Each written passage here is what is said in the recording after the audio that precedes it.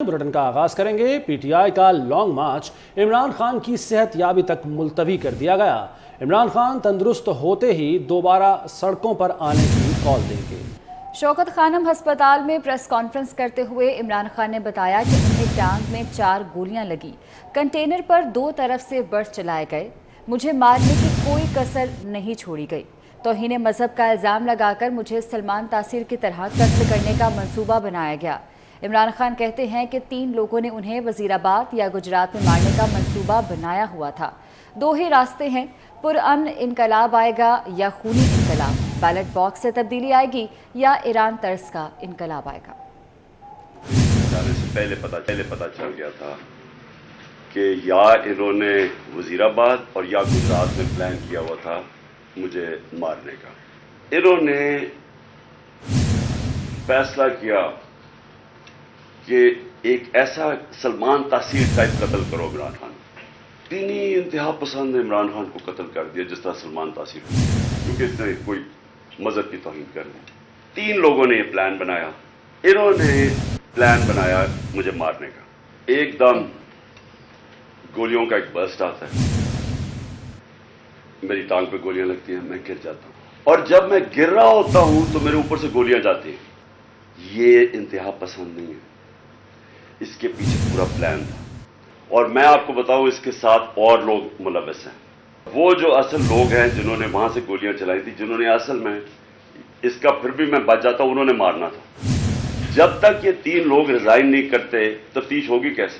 یا ایک پرامن انقلاب آئے گا اور یا خونی انقلاب آئے گا۔ اس ملک کے اندر چینج لے کے آئیں گے جو کہ بیلٹ باکس کے ذریعے آئے گا، صاف اور شفاف الیکشن کے لیے، یا وہ جو ایران میں ہوا تھا ہوگا، تباہی ہوگی۔ انہوں نے تو پوری کوشش، کوئی کسر نہیں چھوڑی تھی۔ میں جیسے ہی ٹھیک ہوں گا میں پھر نکلوں گا سڑکوں پہ۔ عمران خان پر قاتلانہ حملہ مذہبی انتہا پسندی کا شاخسانہ ہے۔ عمران خان نے انتہائی خوفناک الزام لگایا ہے۔ وزیر داخلہ رانا ثناء اللہ کہتے ہیں کہ پی ٹی آئی قیادت کو خطرات سے پہلے ہی آگاہ کر دیا تھا۔ ملزم کا ویڈیو بیان وائرل ہونا انتہائی خطرناک ہے اور اس کے ذمہ دار وزیر اعلیٰ پنجاب ہیں۔ ان آدمیوں کے خلاف جو ہے وہ بغیر تحقیق، بغیر ثبوت جو ہے وہ اس واقعے کا جو ہے وہ الزام لگاؤں۔ عمران خان صاحب سمیت ان کے دوسرے درجے کی قیادت بھی موجود ہے، انوالو ہے، ان کا رویہ بھی جو ہے وہ انتہائی قابل افسوس ہے۔ میں سمجھتا ہوں کہ بیان ریکارڈ کرنا وہ ایک جس طرح سے فرسٹ انفارمیشن رپورٹ ہوتی ہے، دیکھیں اس بارے میں تحقیق ہونی چاہیے، اور اس بارے میں تحقیق جو ہے وہ پنجاب حکومت کو کرنی چاہیے، اور پنجاب حکومت کو ہی اس بارے میں تحقیق کر کے ایک واضح موقف کے ساتھ جو ہے وہ سامنے آنا چاہیے کہ پہلے یہ بیان ریکارڈ کرنا تو خیر بری بات نہیں ہے، ریکارڈ تو پولیس کرتی ہے، لیکن یہ ریکارڈ کرنے والے نے اس کو لیک کیا یا ریکارڈ کرنے والے سے آگے کسی نے حاصل کر کے لیک کر دیا، اس میں پولیس کی اپنی غفلت ہے جو کہ اگین انتہائی باعث افسوس اور باعث مذمت ہے۔ ملزم جو الزام لگا رہا ہے وہ انتہائی تشویشناک ہے، وہ انتہائی خوفناک ہے۔ اس ویڈیو کا وائرل ہونا جو ہے وہ انتہائی جو ہے وہ ڈیمیجنگ ہو سکتا ہے۔ یہ رویہ جو ہے یہ کسی مزید حادثے کا جو ہے وہ باعث بن سکتا ہے۔ لانگ مارچ پر حملہ پنجاب حکومت کی ناکامی ہے۔ فائرنگ سے زخمیوں کا میڈیکل اب تک نہ ہو سکا۔ واقعے کا رخ ایسی جانب موڑا جا رہا ہے جہاں حملے کا کوئی ملزم نہیں ملے گا۔ لانگ مارچ پر حملے کا سیاسی فائدہ اٹھانا قابل مذمت ہے۔ وزیر دفاع خواجہ آصف کا سیالکوٹ میں ورکرز کنونشن سے خطاب، کہا عمران خان کنڈ اندر جا کر ہاتھ جوڑتا ہے۔ لوگ وہاں پہ زخمی ہوئے، کسی کا ملاحظہ ہوا ہے، کسی کا کوئی میڈیکل ہوا ہے۔ جس صوبے میں یہ واقعہ ہوا ہے، جو سیکورٹی کے ذمہ دار تھے، جنہوں نے حفاظت کرنی تھی عمران خان صاحب کی، اور جو شرکاء تھے،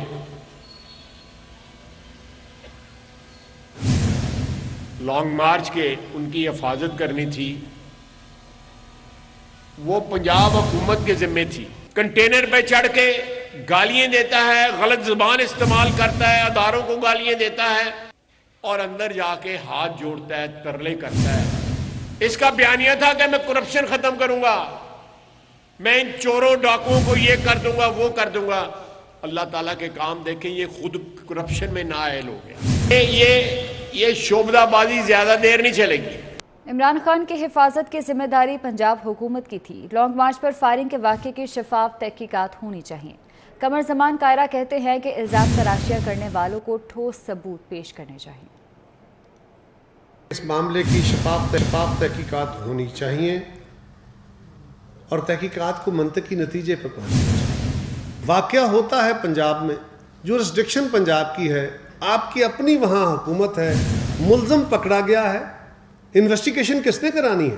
पंजाब ने, पंजाब हुकूमत ने, पंजाब की पुलिस ने, या जो JIT बनेगी उसने। कोई फेडरल गवर्नमेंट का तो उसमें रोल नहीं है। फौरी तौर पे इल्ज़ाम लग जाता है। आप किसी के ऊपर, इतने बड़े लीडर के, इतने बड़े मॉब के ऊपर अटैक की बात कर रहे हैं, उस पर इल्ज़ाम लगा रहे हैं, तो आपके पास सॉलिड एविडेंस होनी चाहिए। सुनी सुनाई और क्या सराइयों के ऊपर गुफ्तगू इस तरह नहीं की जा सकती। संजीदा क़यादत ये काम नहीं करती। रुक करेंगे इस्लामाबाद का। वज़ीर इत्तलात मरियम औरंगज़ेब प्रेस कॉन्फ्रेंस कर रही हैं। ज़ख्मी थे और हम लोग वाकई जो कल वाक़या हुआ उसकी हमने मज़म्मत भी की। हर अतराफ़ से मज़म्मत आई।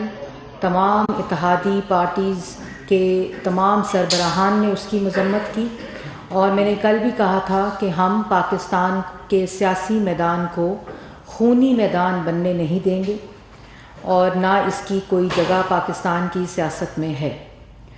और कल जब ये वाक़या पेश आया तो उस वक़्त भी इसी के बारे में मज़म्मत हुई और हमने ये साबित किया कि चाहे हम सियासी मुखालफीन हों इमरान खान साहब के, चाहे हम एक दूसरे के ख़िलाफ़ हों, लेकिन जो सियासत है वो जानों और खून बहाकर नहीं की जा सकती पाकिस्तान के अंदर। पाकिस्तान ने पहले भी, पाकिस्तान की तारीख़ में इसकी बहुत भारी कीमत सियासतदानों ने अदा की है। और कल जब ये वाक़या पेश आया तो सबसे पहले वज़ीर आज़म शहबाज शरीफ साहब ने इसकी मज़म्मत की और वाज़ेह तौर पर यह कहा कि पंजाब हुकूमत इसकी इन्वेस्टिगेशन और किसी किस्म का भी ताउन अगर पंजाब हुकूमत को चाहिए तो तमाम चीज़ें मुहैया करने को और ताउन देने को वज़ीर दाखिला राना सनाउल्लाह साहब को वज़ीर आज़म ने हदायत की। और उसके बाद आज 24 घंटे गुजर जाने के बाद बड़ा इत्मीनान हुआ अभी इमरान खान साहब को देखकर कि 4 गोलियां बतौल उनके डॉक्टर के कि 4 गोलियां उनको लगी, हड्डी उनकी टूटी और इस अफसोसनाक वाक़े के अंदर वो ज़ख्मी हुए और उनका एक ऑपरेशन भी गालिबन हुआ है। लेकिन आज की प्रेस कॉन्फ्रेंस जो उन्होंने शौकत खानम के वसाइल को इस्तेमाल करके अपनी सियासत के लिए इस्तेमाल किया, जैसे खैरात का पैसा फॉरेन फंडिंग के ज़रिए मनी लॉन्डर करके उन्होंने अपनी सियासत के लिए इस्तेमाल किया। और मैं नहीं चाहती थी कि जिस वक़्त वो ज़ख्मी हों, जिस वक़्त वो हॉस्पिटल में हों, तो मैं ये प्रेस टॉक करूं, लेकिन इतनी टी कहानी घड़ी जाती है, उस हालत में भी इतना झूठ बोला गया कि वो ये आज भी समझते हैं कि ये तमाम ड्रामा करके, ये तमाम झूठ बोलकर, ये झूठी कहानी बताकर he can fool all the people all the time. ऐसा नहीं हो सकता। पाकिस्तान की आवाम भेड़ बकरियां नहीं है कि इमरान खान झूठ बोलेगा तो वो इसको सच समझ लेंगे। वो वक्त ख़त्म हो चुका कि इतना, और इनका ये एक नज़रिया रहा है कि इतना झूठ बोलो, इतना झूठ बोलो, इतना झूठ बोलो कि वो सच लगने लग जाए। आज की कहानी दोबारा से 4 साल पहले से शुरू नहीं होती कि 2018 में RTS को बिठाकर मुझे मुसल्लत किया गया था। वहाँ से शुरू नहीं करते, वहाँ से शुरू नहीं करते कि 4 साल इस मुल्क के मुकद्दर में महंगाई, बेरोज़गारी, माशी तबाही, मुल्क के अंदर जो गरीब था उसका पेट काटा गया, غریب کو غریب تر کیا گیا، دوست ممالک کو، فارن پالیسی کو، سیکیورٹی اور سیفٹی کی پالیسی کو تباہ کیا گیا، مافیاز کا راج تھا، کرپشن اور لوٹ مار کی ڈکیتیاں تھیں، آٹا چینی بجلی گیس دوائی چوری کر کے ڈاکے ڈالے گئے. اس کا کوئی ذکر نہیں ہوتا اس کہانی میں. یہ کہانی شروع ہوتی ہے 7 مارچ سے. بڑی عجیب کہانی ہے کہ وہ اس سے پہلے نہیں شروع ہوتی. 7 مارچ سے شروع ہوتی ہے جب chief of army staff general Qamar Javed Bajwa صاحب کو بند کمرے میں بیٹھ کر تا حیات غیر معینہ مدت کے لیے ایکسٹینشن کی آفر کی عمران خان صاحب نے کہ نو کانفیڈنس کو ناکام بنا دیں، میرے اقتدار کو بچا لیں، میری کرسی کو بچا لیں. اس سے پہلے کوئی کہانی نہیں ہے. اس سے پہلے نہ سائفر کی کہانی، نہ امریکی سازش کی کہانی، نہ بیرون ملک سازش کی کہانی، کسی قسم کی کوئی کہانی نہیں ہے. کہانی شروع ہوتی ہے 7 مارچ سے، جس وقت سائفر کی پہلی دفعہ ان کو اطلاع ملی ان کے مطابق. تو پھر 8 مارچ کو عوام کو کیوں نہیں بتایا کہ بیرونی ملک سازش ہو رہی ہے؟ کیوں نہیں الیکشن کال کیا؟ کیوں نہیں اسمبلی تحلیل کی؟ کیوں نہیں حکومت ختم کی کہ تمہارے خلاف بیرون ملک سازش ہو رہی تھی؟ کیونکہ آپ بار بار بار افواج پاکستان کو، ان کے سربراہان کو، ان کے افسران کو ترلے منتیں کر رہے تھے کہ میری کرسی بچاؤ، میرا اقتدار بچاؤ، میں نے اس کرسی سے نہیں ہٹنا، میں نے اس پہ چمٹے رہنا ہے تاکہ اس کی خاطر میں ملکی مفاد کا سودا کر سکتا ہوں، میں فارن پالیسی کو تباہ کر سکتا ہوں، میں دوست ممالک کے ساتھ تعلقات کو تباہ کر سکتا ہوں، لیکن میری کرسی بچا لو.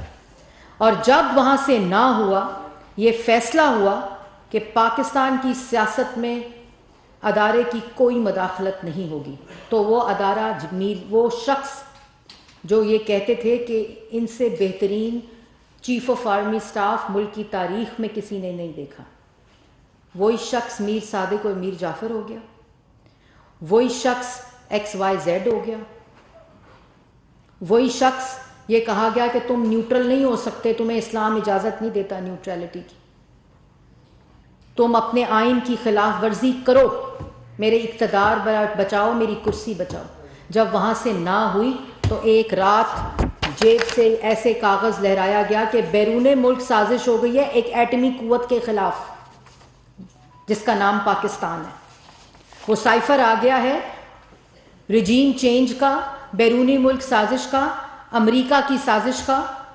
وہ سائفر آ گیا ہے اور ملک کے خلاف جو ہے وہ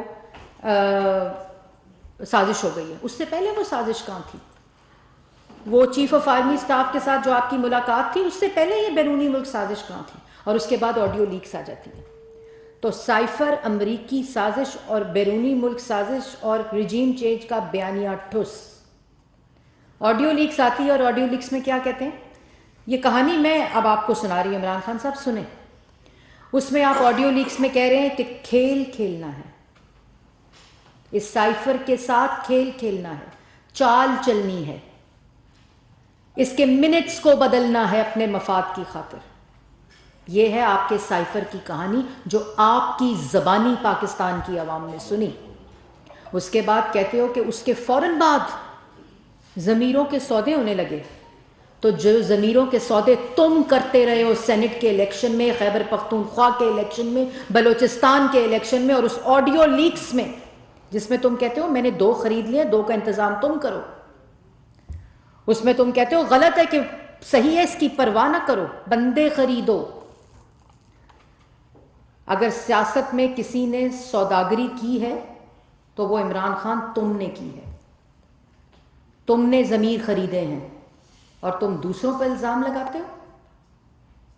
اور آج کہتے ہو ایک ذہنی ذی شعور شخص، سنے میری بات، وہ کہتے ہیں کہ جی میرے پہ قاتلانہ حملہ ہوا، مجھے معلوم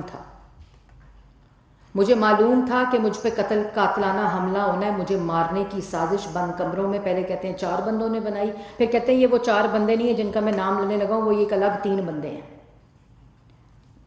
3 منٹ پہلے کہتے ہیں 4 بندے ہیں بند کمرے میں بنائی، پھر کہتے ہیں یہ وہ 4 بندے نہیں ہیں جن کا میں نام لینے لگا ہوں، یہ 3 بندے الگ ہیں جن کا میں نام لینے لگا ہوں، اور انہوں نے مجھ پہ قاتلانہ حملے کا منصوبہ بنایا، سازش کی اور مجھے مارنے کی سازش ہوئی۔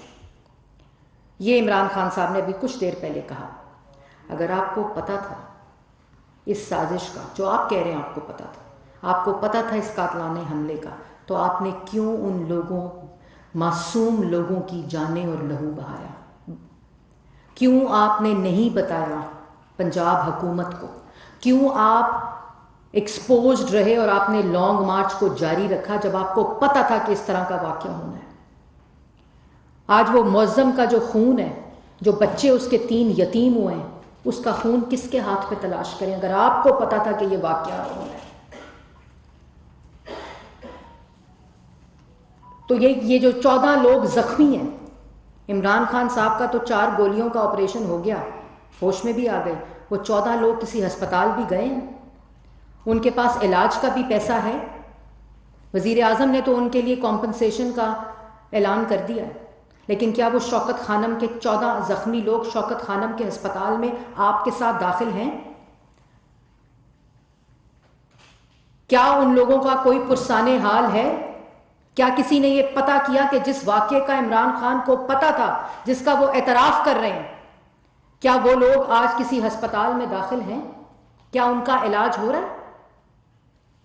آپ نے ان کا ذکر تک نہیں کیا۔ جس شخص کے 3 بچے یتیم ہو گئے کیونکہ آپ کو اس واقعے کا پتہ تھا، آپ نے یہ لانگ مارچ کال آف نہیں کیا، آپ نے پنجاب حکومت کو اطلاع نہیں دی، اور کیا کہتے ہو؟ کیا کہتے ہو؟ کہتے ہو کہ 3 لوگوں نے جنہوں نے مجھ پہ مارنے کی سازش کی اور مجھے قتل کا مجھ پہ قاتلانہ حملہ کیا، اس کا نام شہباز شریف، رانا ثناء اللہ اور ایک ادارے کے شخص کا نام لیتے ہو، جنرل فیصل کا۔ اب 1 منٹ کے لیے آپ سوچیں، عمران خان کہہ رہا ہے کہ ان 3 لوگوں نے میرے پہ قاتلانہ حملہ کیا، کوئی تحقیق نہیں کہہ رہی، کوئی ثبوت نہیں کہہ رہا، کسی قسم کا کوئی ثبوت نہیں پیش کیا جا رہا۔ ان کے خلاف، شہباز شریف کے خلاف قتل کا، کرپشن کا بیانیہ دفن، ٹھس۔ رانا ثناء اللہ کہتا ہے قاتل ہے، تو پھر اس کے اوپر ہیروئن کا پرچہ کیوں ڈالا تھا؟ قتل کا پرچہ کیوں نہیں ڈالا تھا؟ اور تم اداروں کے اوپر الزام لگاتے ہو کہ تم پر قاتلانہ حملہ کیا، کوئی ثبوت دیے بغیر۔ ایک بات سوچیں آپ لوگ، پنجاب حکومت عمران خان کی، پنجاب کا وزیر اعلیٰ عمران خان کا، پنجاب کا وزیر داخلہ عمران خان کا، پنجاب کی پولیس عمران خان کی، پنجاب کی انٹیلیجنس عمران خان کی، پنجاب کے اندر لانگ مارچ، اس حدود کے اندر، گجرات کے اندر یہ واقعہ ہوا جو وزیر اعلیٰ پنجاب کا حلقہ ہے، وہاں سے یہ واقعہ پیش آیا، ایک شخص پنجاب پولیس نے گرفتار کیا، پنجاب پولیس گرفتار کر کے اس کو گجرات کے تھانے میں لے کر جاتی ہے، گجرات کے تھانے میں پنجاب پولیس اس کا بیان ریکارڈ کرا کے میڈیا کو ریلیز کرتی ہے، پنجاب کی پولیس اس کا دوسرا بیان، تیسرا بیان، چوتھا بیان میڈیا کو دیتی ہے، اور قتل کروایا تم پہ شہباز شریف اور رانا ثناء اللہ نے اور ادارے نے۔ اور اس کے بعد کہتے ہو کہ یہ تحقیق نہیں ہو سکتی، یہ انویسٹیگیشن نہیں ہو سکتی جب تک یہ 3 لوگ استعفیٰ نہ دیں۔ کیوں دیں استعفیٰ؟ یہ 3 لوگوں کا اس انویسٹیگیشن سے تعلق کیا ہے؟ حکومت تمہاری پنجاب میں، وسائل تمہارے پاس ہیں پنجاب میں، تم سکاٹ لینڈ یارڈ بلاؤ، تم JIT بناؤ، تم جوڈیشل کمیشن بناؤ، تم خود اس تحقیق کا سربراہ بن جاؤ، اس سے شہباز شریف، رانا ثناء اللہ اور ادارے کا کیا کام ہے؟ کیا تعلق ہے؟ اگر پنجاب کے وسائل کم ہیں تو خیبر پختونخوا، AJK اور گلگت بلتستان کے وسائل ڈالو اور تم دنیا کی بہترین جگہ سے انویسٹیگیشن کراؤ۔ سب سے پہلے پنجاب کے اندر شہباز شریف کی فورینزک لیب موجود ہے، دنیا کی بہترین لیب، وہاں سے فورینزک کراؤ، اور پھر اس کے بعد 24 گھنٹے گزر جائیں، تم ملک کے وزیر اعظم کے اوپر الزام لگاؤ قتل کے حملے کا، انٹیریئر منسٹر کے اوپر الزام لگاؤ، ادارے کے اوپر الزام لگاؤ، اور 24 گھنٹے گزر جانے کے بعد بھی تم مقدمہ۔ وزیر اطلاعات مریم اورنگزیب کی نیوز کانفرنس آپ نے دیکھی، نیوز اسٹوڈیو سے فل کرتے اتنا ہی۔ آپ دیکھتے رہیے 24 نیوز۔